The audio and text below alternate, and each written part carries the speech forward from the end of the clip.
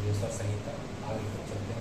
अध्याय 17 तक नोट किए हैं, आगे चल रहे हैं। आगे की लाइन इस प्रकार है। बंधन और मोक्ष का विवेचन, शिव पूजा का उद्देश्य, लिंग आदि में शिव पूजन का विधान, भस्म के स्वरूप का निरूपण और महत्व, शिव एवं गुरु शब्द की व्युत्पत्ति तथा शिव के भस्म धारण का रहस्य। ऋषि बोले, सर्वज्ञों में श्रेष्ठ सूत जी, बंधन और मोक्ष का स्वरूप क्या है, यह हमें बताइए। सूत जी ने कहा, महर्षियों, मैं बंधन और मोक्ष का स्वरूप तथा मोक्ष के उपाय का वर्णन करूंगा, तुम लोग आदरपूर्वक सुनो। जो प्रकृति आदि 8 बंधनों से बंधा हुआ है वह जीव बद्ध कहलाता है, और जो उन 8 बंधनों से छूटा हुआ है उसे मुक्त कहते हैं। प्रकृति आदि को वश में कर लेना मोक्ष कहलाता है। बंधन आगंतुक है और मोक्ष सदा सिद्ध है। बद्ध जीव जब बंधन से मुक्त हो जाता है तब उसे मुक्त जीव कहते हैं। प्रकृति, बुद्धि, महातत्व, तीव्रात्मक अहंकार और 5 तन्मात्राएं, इन्हें ज्ञानी पुरुष प्रकृत्या अष्टक मानते हैं। प्रकृति आदि 8 तत्वों के समूह से देह की उत्पत्ति हुई है। देह से कर्म उत्पन्न होता है और फिर कर्म से नूतन देह की उत्पत्ति होती है। इस प्रकार बारंबार जन्म और कर्म होते रहते हैं। शरीर को स्थूल, सूक्ष्म और कारण के भेद से 3 प्रकार का जानना चाहिए। स्थूल शरीर जागृत अवस्था में व्यापार कराने वाला, सूक्ष्म शरीर जागृत और स्वप्न अवस्था में इंद्रिय भोग प्रदान करने वाला तथा कारण शरीर सुषुप्त अवस्था में आत्मानंद की अनुभूति कराने वाला कहा गया है। जीव को उसके प्रारब्ध कर्मानुसार सुख दुख प्राप्त होते हैं। वह अपने पुण्य कर्म के फलस्वरूप सुख और पाप कर्म के फलस्वरूप दुख का उपभोग करता है। अतः कर्म पाश से बंधा हुआ जीव अपने त्रिविध शरीर से होने वाले शुभाशुभ कर्म द्वारा सदा चक्र की भांति बारंबार घुमाया जाता है। इस चक्र भ्रमण की निवृत्ति के लिए चक्रकर्ता का स्तवन एवं आराधना करना चाहिए। प्रकृति आदि जो 8 पास बतलाए गए हैं उनका समुदाय ही महाचक्र है, और जो प्रकृति से परे है वे परमात्मा शिव हैं। भगवान महेश्वर ही प्रकृति आदि महाचक्र के कर्ता हैं, क्योंकि वे प्रकृति से परे हैं। जैसे पकाया नाम वृक्ष का थाला जल को पीता अवगमता है, उसी प्रकार शिव प्रकृति आदि को अपने वश में करके उस पर शासन करते हैं। उन्होंने सबको वश में कर लिया, इसलिए वे शिव कहे गए हैं। शिव ही सर्वज्ञ, परिपूर्ण तथा निःस्पृह है। सर्वज्ञता, तृप्ति, अनादि बोध, स्वतंत्रता, नित्य अलुप्त शक्ति से संयुक्त होना और अपने भीतर अत्यंत शक्ति को धारण करना, महेश्वर के इन 6 प्रकार के मानसिक ऐश्वर्यों को केवल वे जानता है। अतः भगवान शिव के अनुग्रह से ही प्रकृति आदि 8 तत्व वश में होते हैं। भगवान शिव का कृपा प्रसाद प्राप्त करने के लिए उन्हीं का पूजन करना चाहिए। यदि कहें शिव तो परिपूर्ण निःस्पृह, उनकी पूजा कैसे हो सकती है, तो इसका उत्तर यह है कि भगवान शिव के उद्देश्य से उनकी प्रसन्नता के लिए किया हुआ सत्कर्म उनके कृपा प्रसाद को प्राप्त कराने वाला होता है। शिवलिंग में शिव की प्रतिमा में तथा शिव भक्त जनों में शिव की भावना करके उनकी प्रसन्नता के लिए पूजा करनी चाहिए। कि वह पूजन शरीर से, मन से, वाणी से और धन से भी किया जा सकता है।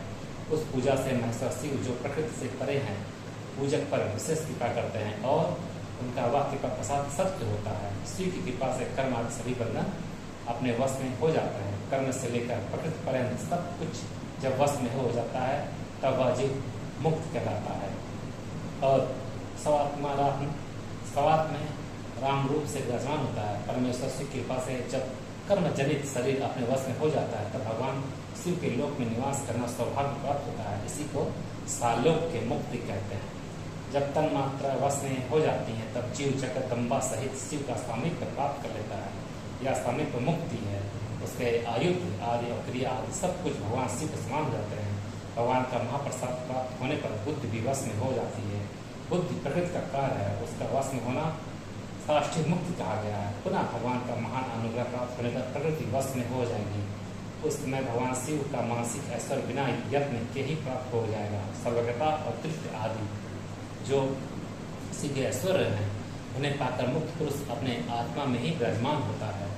वेद और शास्त्रों में विश्वास रखने वाले विद्वान पुरुष इसी को सायुज्य मुक्ति कहते हैं। इस प्रकार लिंग आदि में शिव की पूजा करने से कामसा मुक्ति स्वतः प्राप्त हो जाती है। इसलिए शिव का कृपा प्रसाद प्राप्त करने के लिए तत्संबंधी क्रिया आदि के द्वारा उन्हीं का पूजन करना चाहिए। शिव क्रिया, शिव तप, शिव मंत्र जप, शिव ज्ञान और शिव ध्यान के लिए सदा उत्तरोत्तर अभ्यास बढ़ाना चाहिए। प्रतिदिन प्रातः काल से रात को सोते समय तक और जन्म से लेकर मृत्यु पर्यंत सारा समय भगवान शिव के चिंतन में ही बिताना चाहिए। सदो जाता आदि मंत्रों तथा नाना प्रकार के पुष्पों से जो शिव की पूजा करता है वह शिव को ही प्राप्त होगा। ऋषि बोले, उत्तम व्रत का पालन करने वाले सूर्य जी, लिंग आदि में शिव जी की पूजा का क्या विधान है यह हमें बताइए। सूर्य जी ने कहा, ऋषियों, मैं लिंगों के क्रम का यथावत वर्णन कर रहा हूँ, तुम सब लोग सुनो। वह प्रणव ही समस्त अभिष्ट वस्तु को देने वाला प्रथम लिंग है। उसे सूक्ष्म प्रणव रूप समझो। सूक्ष्म लिंग निष्कल होता है और स्थूल लिंग सकल। पंचाक्षर मंत्रों को ही स्थूल लिंग कहते हैं। पंचाक्षर मंत्रों को ही स्थूल लिंग कहते हैं। उन दोनों प्रकार के लिंग का पूजन तब कहलाता है। वे दोनों लिंग साक्षात मोक्ष देने वाले हैं। पौरुष लिंग और प्रकृति लिंग के रूप में बहुत से लिंग हैं। उन्हें भगवान शिव ही विस्तार पूर्वक बता सकते हैं, दूसरा कोई नहीं जानता। पृथ्वी के विकार भूत जो जो लिंग ज्ञात है उनको मैं तुम्हें बता रहा हूँ। उनमें स्वयंभू लिंग प्रथम है, दूसरा बिंदु लिंग, तीसरा प्रतिष्ठित लिंग, चौथा चर लिंग और पांचवा गुरु लिंग है। देवर्षियों की तपस्या से संतुष्ट हो उनके समय प्रकट होने के लिए पृथ्वी के अंतर्गत बीज रूप से व्याप्त हुए भगवान शिव वृक्षों के अंकुर की भांति भूमि को भेद कर नादलिंग के रूप में व्यक्त हो जाते हैं। वे स्वतः व्यक्त हुए शिव ही स्वयं प्रकट होते हैं, कारण स्वयंभू नाम धारण करते हैं। ज्ञानी जन उन्हें स्वयंभू लिंग के रूप में जानते हैं। उन स्वयंभू लिंग की पूजा से उपासक का ज्ञान स्वयं ही बढ़ने लगता है। सोने चांदी आदि के पत्र पर, भूमि पर अथवा वेदी पर अपने हाथ से लिखित जो शुद्ध प्रणव मंत्र रूप लिंग है उसमें तथा मंत्र लिंग का आलेखन करके उसमें भगवान शिव प्रतिष्ठा और आवाहन करें। ऐसा बिंदु नादमय लिंग स्थावर और जंगम दोनों ही प्रकार का होता है। इसमें शिव का दर्शन भावनामय ही है, ऐसा निसंदेह कहा जा सकता है। जिसको जहाँ भगवान शंकर के प्रकट होने का विश्वास हो उसके लिए वहीं प्रकट होकर वे अभिष्ट फल प्रदान करते हैं। अपने हाथ से लिखे हुए यंत्र में अथवा आकृति में स्थावर आदि में भगवान शिव का आवाहन करके 16 उपचारों से उनकी पूजा करें। ऐसा करने से साधक स्वयं ही ऐश्वर्य को प्राप्त कर लेता है और इस साधन के अभ्यास से उसको ज्ञान हो जाता है। देवताओं और ऋषियों ने आत्मसिद्धि के लिए अपने हाथ से वैदिक मंत्रों के उच्चारण पूर्वक शुद्ध मंडल में शुद्ध भावना द्वारा जिस उत्तम शिवलिंग की स्थापना की है उसे पौरुष लिंग कहते हैं तथा वही प्रतिष्ठित लिंग कहलाता है। उस लिंग की पूजा करने से सदा पौरुष ऐश्वर्य की प्राप्ति होती है। महान ब्राह्मण और महाधनी राजा किसी कारीगर से शिवलिंग का निर्माण कराकर जो मंत्रपूर्वक उसकी स्थापना करते हैं उनके द्वारा स्थापित हुआ वह लिंग भी प्रतिष्ठित लिंग कहलाता है, किंतु वह प्राकृतिक लिंग है, इसलिए प्राकृतिक ऐश्वर्य भोग को ही देने वाला होता है। जो शक्तिशाली और नित्य होता है उसे पौरुष कहते हैं तथा जो निर्बल दुर्बल और अनित्य होता है वह प्राकृतिक कहलाता है। लिंग नाभि जीवा नासाग्र भाग और शिखा के क्रम से कटि हृदय और मस्तक तीनों स्थानों में जो लिंग की भावना की गई है उस आध्यात्मिक लिंग को ही चर लिंग कहते हैं। पर्वत को पौरुष लिंग बताया गया है और भूतल को विद्वान पुरुष प्राकृतिक लिंग मानते हैं। यह भूतल ही एक लिंग है जिस पर हम लोग रह रहे खेती कर रहे हैं। वृक्ष आदि को पौरुष लिंग जानना चाहिए और गुल्म आदि को प्राकृतिक लिंग। साठी नामक धान्य को प्राकृतिक समझना चाहिए और शाली अगहनी एवं गेहूँ को पौरुष लिंग। अड़िमा आदि 8 सिद्धियों को देने वाला जो ऐश्वर्य है उसे पौरुष ऐश्वर्य जानना चाहिए। सुंदर स्त्री तथा धन आदि विषयों को आस्तिक पुरुष प्राकृतिक ऐश्वर्य कहते हैं। चर लिंगों में सबसे प्रथम रस लिंग का वर्णन किया जाता है। रस लिंग ब्राह्मणों को उनकी सारी अभिष्ट वस्तुओं को देने वाला है। शुभ कारक बाण लिंग क्षत्रिय को महान राज्य की प्राप्ति कराने वाला है। स्वर्ण लिंग वैश्य को महाधनपति का पद प्रदान करने वाला है तथा सुंदर शिवलिंग शूद्र को महाशुद्धि देने वाला है। स्फटिक मय लिंग तथा बाण लिंग सब लोगों को उनकी समस्त कामनाएं प्रदान करते हैं। अपना ना हो तो दूसरे का स्फटिक या बाण लिंग पूजा के लिए निषिद्ध नहीं है। स्त्रियों विशेषता सद्भावों के लिए पार्थिव लिंग की पूजा विधान है। प्रवृत्ति मार्ग में स्थित विधवाओं के लिए स्फटिक लिंग की पूजा बताई गई है, परंतु विरक्त विधवाओं के लिए रस लिंग की पूजा को ही श्रेष्ठ कहा गया है। उत्तम व्रत का पालन करने वाले महर्षियों बचपन में, जवानी में और बुढ़ापे में भी शुद्ध स्फटिकमय शिवलिंग का पूजन स्त्री को समस्त भोग प्रदान करने वाला होता है। गिरासक्त स्त्रियों के लिए पीठ पूजा भूतल पर संपूर्ण अभिष्ट को देने वाली है। प्रवृत्त मार्ग में चलने वाला पुरुष सुपात्र गुरु के सहयोग से ही समस्त पूजा कर्म संपन्न करे। इष्ट देव का अभिषेक करने के पश्चात अगहनी के चावल से बने हुए खीर आदि पकवानों द्वारा नैवेद्य अर्पण करें। पूजा के अंत में शिवलिंग को संपुट में पधरा कर घर के भीतर पृथक रख दे। जो नित्य मार्गी पुरुष है उनके लिए हाथ पर ही शिवलिंग पूजा का ध्यान है। उन्हें भी अच्छादि प्राप्त हुए अपने भोजन को ही नैवेद्य रूप से निवेदित करना चाहिए। निवृत्त पुरुषों के लिए सूक्ष्म लिंग श्रेष्ठ बता रहता है। वे विभूति के द्वारा भोजन करें और विभूति को ही नैवेद्य रूप से निवेदित करें। पूजा करके उष्टी को सदा अपने मस्तक पर धारण करें। विभूति 3 प्रकार की बताई गई है, लोकाग्नि जनित, वेदाग्नि जनित और शिवाग्नि जनित। लोकाग्नि जनित या लौकिक भस्म को द्रव्य की शुद्धि के लिए लाकर रखे। मिट्टी, लकड़ी, लोहे के पात्रों की, धान्यों की, तिल आदि द्रव्यों की, वस्त्र आदि की तथा परियुक्त वस्तुओं की भस्म शुद्धि होती है।